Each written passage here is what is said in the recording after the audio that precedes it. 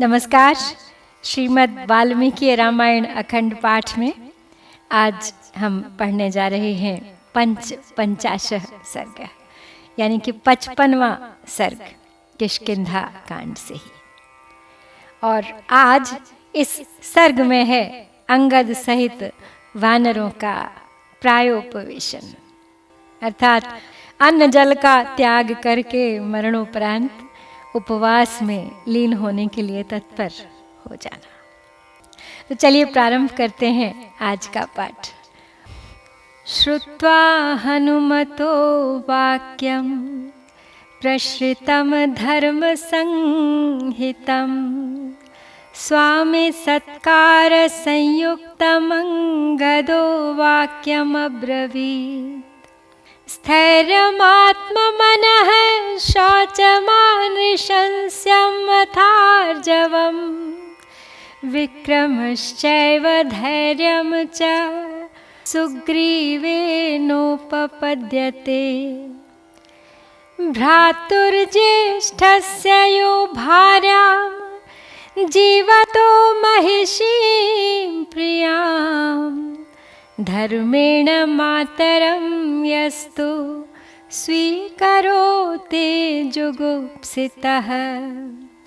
कथं स धर्मं जानीते येन भ्रात्रा दुरात्मना युद्धायाभिनियुक्तेन बिलस्य पिहितं मुखम्।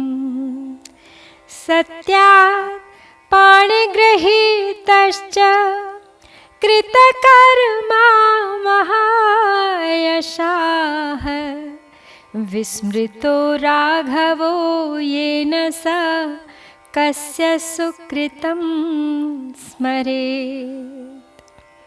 पिछले सर्ग में हमने जाना था कि किस प्रकार हनुमान जी अपनी भेद नीति से सब वानरों को और अंगद को अपने अनुकूल करने का प्रयास कर रहे थे। तो हनुमान जी का जो वचन था वो विनय युक्त था, धर्मानुकूल था और स्वामी के प्रति सम्मान से युक्त था। उसे सुनकर अंगद ने हनुमान जी से कुछ इस प्रकार कहा। बोले, हे कपिश्रेष्ठ, राजा सुग्रीव में स्थिरता, शरीर और मन की पवित्रता, क्रूरता का अभाव, सरलता, पराक्रम और धैर्य है।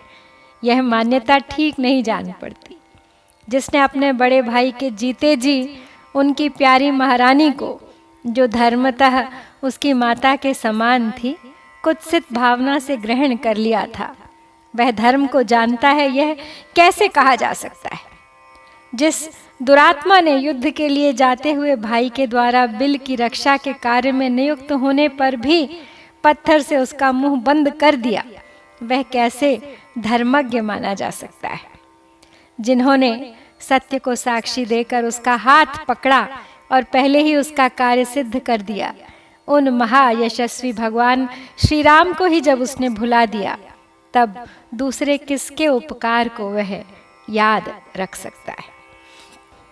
यहाँ पे अंगद भी उसी प्रयास में रहते हैं। सुग्रीव के प्रति अपने विपरीत तर्क हनुमान जी के सामने रख रहे हैं। वो लक्ष्मणस्य भयेनेह नाधर्म भय भीरुणा आदिष्टा मार्गितुं सीता धर्मस्तस्मिन् कथं भवेत्। तस्मिन् पापे कृतघ्ने तु स्मृति भिन्ने चलात्मनि आर्यः को विश्वसे जातु तत्कुलीनो विशेषतः। राज्ये पुत्रः प्रतिष्ठाप्यः सगुणो निर्गुणो अपि वा कथं शत्रुकुलीनं मां सुग्रीवो जीवयिष्यति।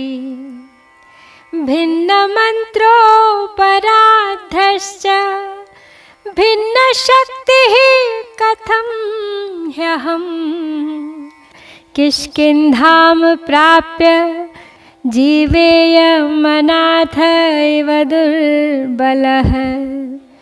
उपांशुदण्डेन हेमां बन्धनेनोपपादयेत्। शठः क्रूरो नृशंसश्च सुग्रीवो राजकारणात्। तो आगे कहते हैं अपने तर्क को आगे बढ़ाते हुए अंगद कि जिसने अधर्म के भय से डरकर नहीं, लक्ष्मण के ही भय से भयभीत हो हम लोगों को सीता की खोज के लिए भेजा है, उसमें धर्म की संभावना कैसे हो सकती है। उस पापी, कृतघ्न, स्मरण शक्ति से हीन और चंचल चित्त सुग्रीव पर कोई श्रेष्ठ पुरुष, विशेषतः जो उसके कुल में उत्पन्न हुआ हो, कभी भी किस तरह विश्वास कर सकता है। अपना पुत्र गुणवान हो या गुणहीन हो, उसी को राज्य पर बिठाना चाहिए। ऐसी धारणा रखने वाला सुग्रीव मुझ शत्रुकुल में उत्पन्न हुए बालक को कैसे जीवित रहने देगा। सुग्रीव से अलग रहने का जो मेरा गूढ़ विचार था वह आज प्रकट हो गया। साथ ही उसकी आज्ञा का पालन ना करने के कारण मैं अपराधी भी हूँ। इतना ही नहीं, मेरी शक्ति क्षीण हो गई है, मैं अनाथ के समान दुर्बल हूँ। ऐसी दशा में किष्किंधा में जाकर मैं कैसे जीवित रह सकूंगा। सुग्रीव शठ, क्रूर और निर्दयी है। वह राज्य के लिए मुझे गुप्त रूप से दंड देगा अथवा सदा के लिए मुझे बंधन में डाल देगा। बंधनाच्चावसादान में श्रेयः प्रायोपवेशनम् अनुजानन्तु मां सर्वे गृहं गच्छन्तु वानराः। अहं वः प्रतिजानामि न गमिष्याम्यहं पुरीम् इहैव प्रायमाशिष्ये श्रेयो मरणमेव मे।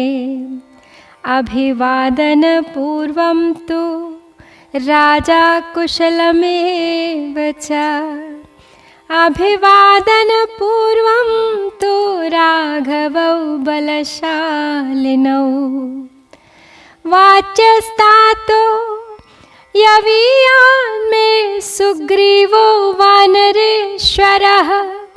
आरोग्यपूर्वं कुशलं वाचा माता रुमा च मे। मातरं चैव मे तारामाश्वासयितुमर्हथ। प्रकृत्या प्रियपुत्रा सा सानुक्रोशा तपस्विनी। तो अंगद ये जानते हैं कि अब यदि वो लौटेंगे तो वो अपराधी माने जाएंगे, प्राणदंड मिलेगा ही। तो इस प्रकार बंधन जनित कष्ट भोगने की अपेक्षा वो सोचते हैं कि उपवास करके प्राण दे देना ही उनके लिए श्रेयस्कर है। तो हनुमान जी से पुनः निवेदन करते हैं कि सब वानर मुझे यहीं रहने की आज्ञा दें और अपने अपने घर को चले जाएं। मैं आप लोगों से प्रतिज्ञापूर्वक कहता हूँ कि मैं किष्किंधापुरी नहीं जाऊँगा, यहीं मरणांत उपवास करूँगा। मेरा मर जाना ही अच्छा है। आप लोग राजा सुग्रीव को प्रणाम करके उनसे मेरा कुशल समाचार कहिएगा। अपने बल के कारण शोभा पाने वाले दोनों रघुवंशी बंधुओं से भी मेरा सादर प्रणाम निवेदन करते हुए कुशल समाचार कह दीजिएगा। मेरे छोटे पिता वानरराज सुग्रीव और माता रूमा से भी मेरा आरोग्यपूर्वक कुशल समाचार बताइएगा। मेरी माता तारा को भी धैर्य बंधाइएगा। वह बेचारी स्वभाव से ही दयालु और पुत्र पर प्रेम रखने वाली है। विनष्टमिह मां श्रुत्वा व्यक्तं हास्यते जीवितम्। एतावदुक्त्वा वचनं वृद्धांस्तानभिवाद्य च। विवेश चांगदो भूमौ रुदन् दर्भेषु दुर्मनाः। तस्य संविशतस्तत्र रुदन्तो वानरर्षभाः। नयनेभ्यः प्रमुमुचुरुष्णं वै वारिदुःखिताः। सुग्रीवं चैव निन्दन्तः प्रशंसन्तश्च वालिनं परिवाराङ्गदं सर्वे व्यवसन् प्रायमासितुं तद्वाक्यं वालिपुत्रस्य विज्ञाय प्लवगर्षभाः उपस्पृश्योदकं सर्वे प्राङ्मुखा समुपाविशन् दक्षिणाग्रेषु दर्भेषु उदक्तीरं समाश्रिताः।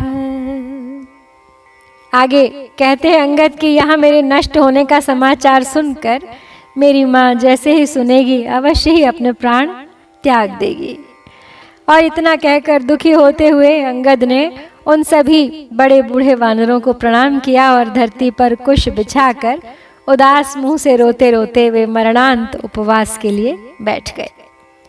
उनके इस प्रकार बैठने पर सभी वानर रोने लगे और दुखी हो नेत्रों से आंसू बहाने लगे। सुग्रीव की निंदा और वाली की प्रशंसा करते हुए उन सब ने अंगद को अपनी ओर से घेर कर आमरण उपवास करने का निश्चय कर लिया।